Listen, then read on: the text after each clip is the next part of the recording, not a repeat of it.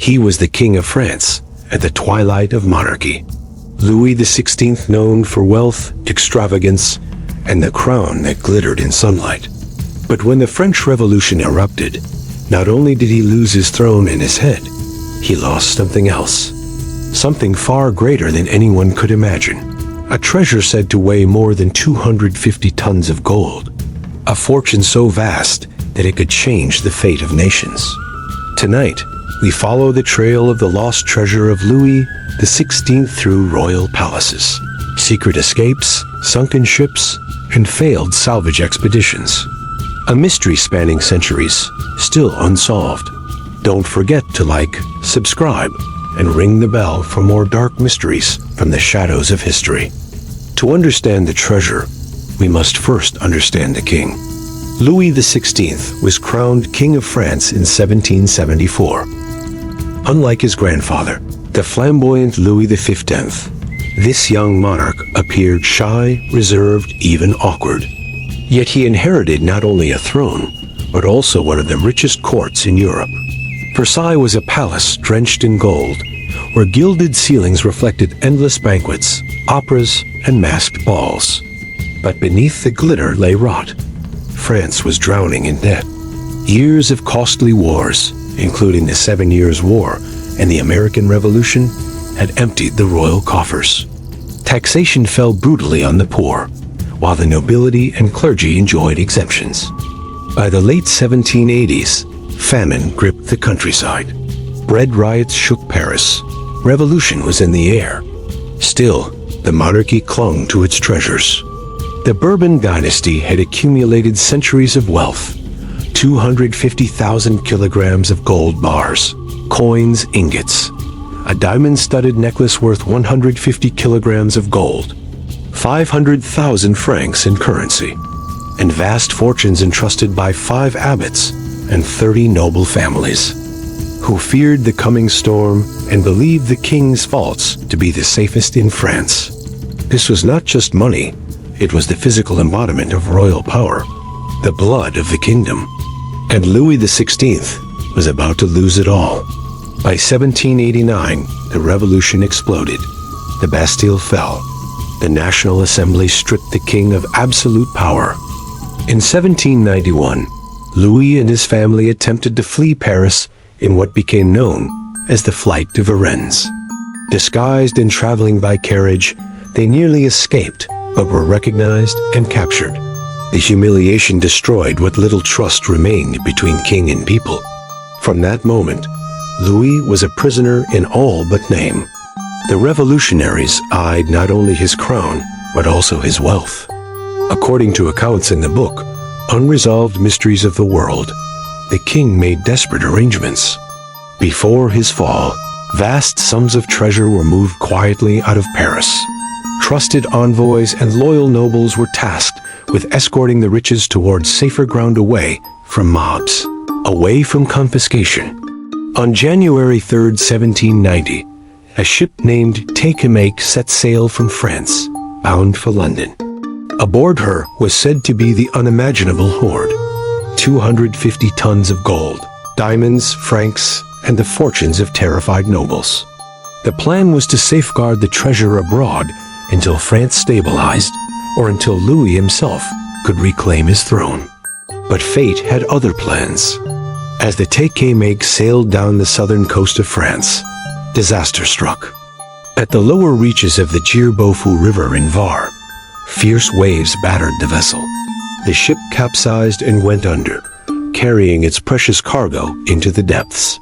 News of the sinking spread in whispers.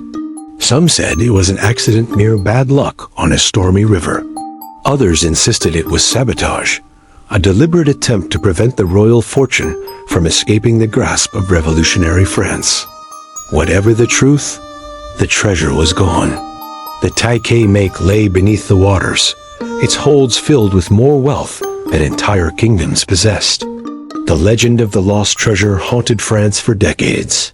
Between 1830 and 1850, ambitious divers and salvage teams attempted to recover the sunken hoard.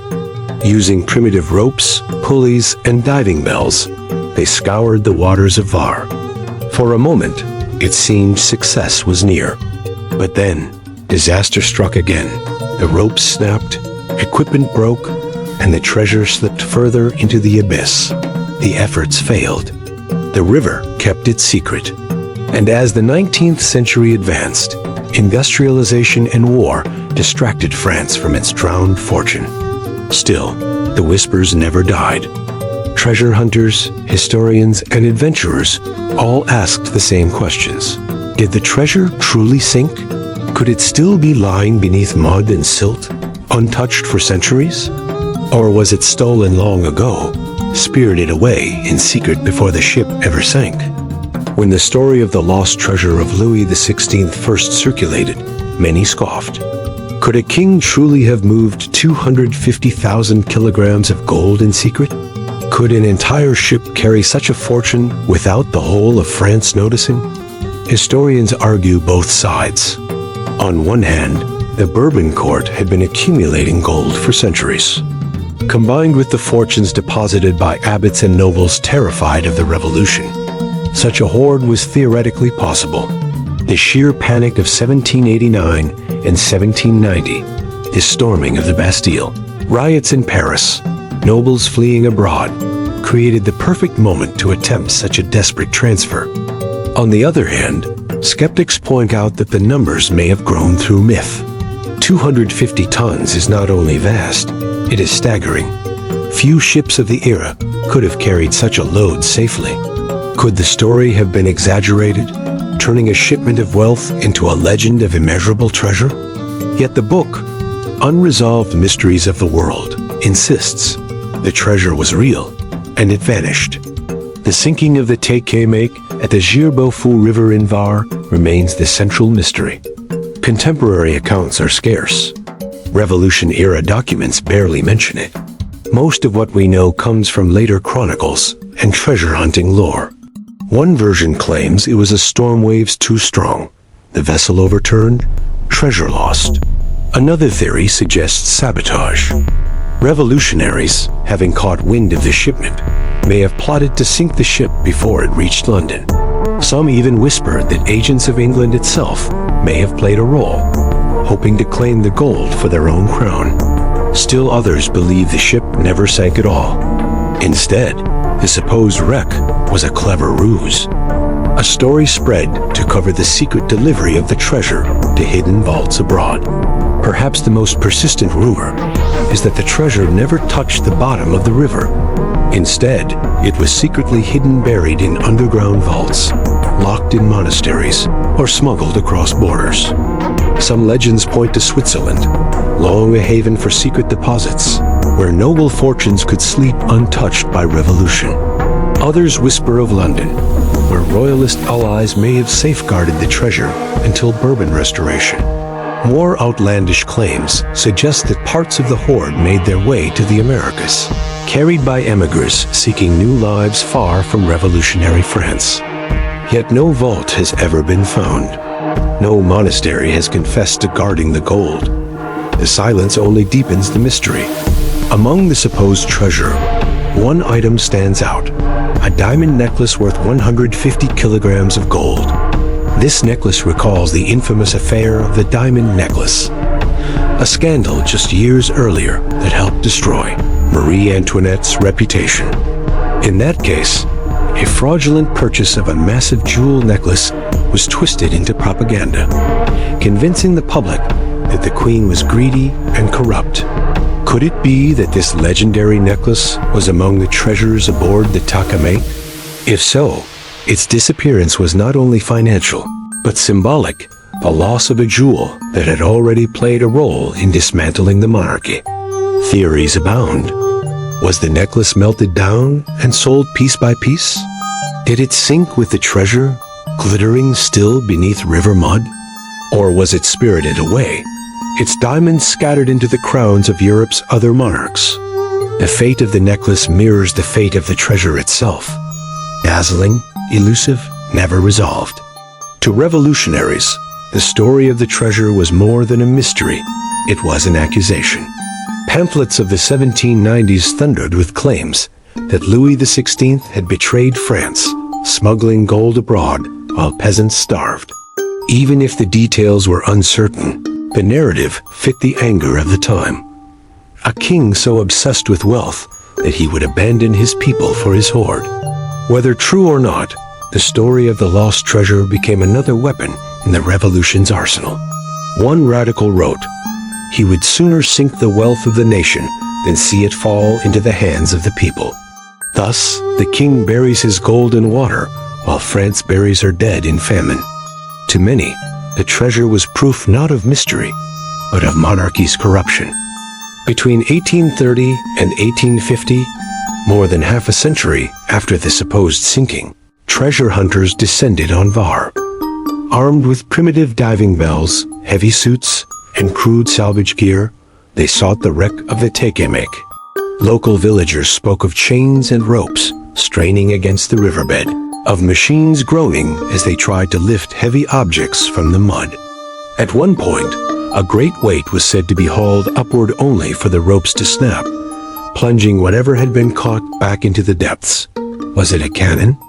A chest of gold? Or just a boulder mistaken for treasure? The salvage attempts cost fortunes, but yielded nothing. The river remained silent. And so the mystery grew. Each failure added another layer of legend, convincing some that the treasure was cursed, doomed never to be recovered. Chapter 11. Theories of Theft. Another school of thought insists that the treasure was stolen long before salvage was possible. According to this theory, local fishermen or opportunistic officials plundered the wreck in secret. A few chests here, a few ingots there over time. The hoard could have vanished without anyone realizing. Some families in southern France, curiously wealthy during the early 19th century, are whispered to have been the descendants of such looters. Their fortunes, some say, were built not on trade or land, but on royal gold pulled from the mud of Var.